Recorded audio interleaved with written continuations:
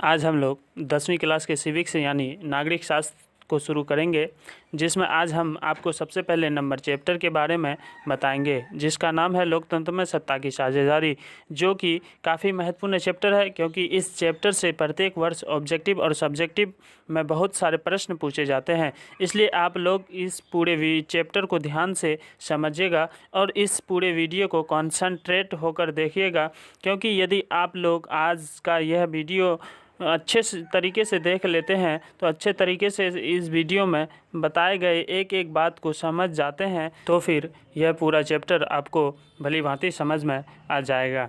क्योंकि आज जो यह क्लास है यह बेसिक क्लास है, जो लोकतंत्र में सत्ता की साझेदारी चैप्टर है उसका बेसिक क्लास है। और यदि आप लोग बेसिक क्लास अच्छे से कर लेते हैं तो फिर आप लोग इस चैप्टर को भली भांति समझेंगे। और यदि इस चैप्टर से संबंधित कोई भी प्रश्न आपसे पूछा जाएगा तो फिर आप लोग इसका जवाब भी भली भांति दे पाएंगे।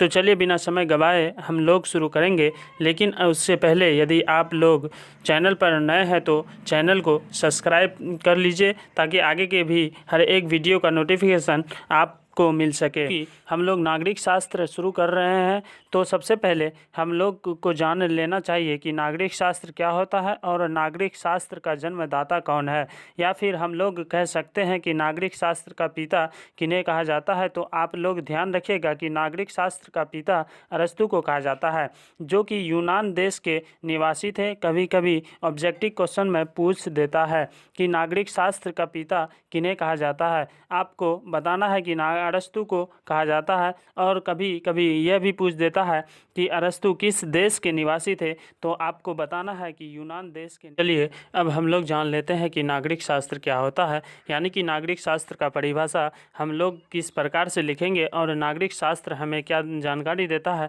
तो आप लोग ध्यान रखिएगा कि नागरिक शास्त्र एक ऐसी विषय होती है जो हम सभी को एक अच्छी नागरिकता का अध्ययन कराता है।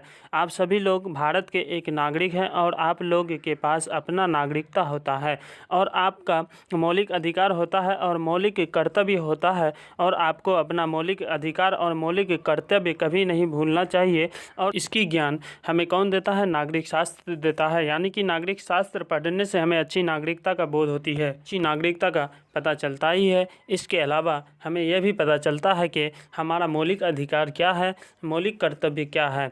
तो यदि आपसे पूछा जाता है कि नागरिक शास्त्र क्या होता है तो आपको यही बताना है कि यह एक ऐसी विषय होती है जो हम सभी को एक अच्छी नागरिकता का अध्ययन कराता है। साथ ही साथ हमें यह भी बताता है कि हमारा मौलिक अधिकार क्या है और मौलिक कर्तव्य क्या है। यानी कि नागरिक शास्त्र हमारे मौलिक अधिकार एवं मौलिक कर्तव्य का ज्ञान भी कराता है।